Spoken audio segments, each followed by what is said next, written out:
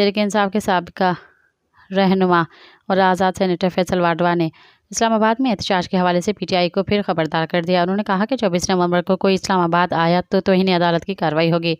फैसल वाडवा ने एक्स पर जारी अपने बयान में लिखा कि मैंने कहा था कि वानी की सियासी कबर उनके अपने ही खो देंगे। बुशरा बीवी के खतरनाक बयान के बाद बिल्कुल वैसा ही हुआ। फैसल वाडवा ने लिखा कि अदालती हुक्म के बावजूद कोई 24 नवंबर को आता है तो तौहीन अदालत की कार्रवाई होगी। सिविल असेंबली नशस्ती नहीं खोनी पड़ेगी बल्कि हुकूमत धोबी घाट की तरह धोने के लिए तैयार भी है।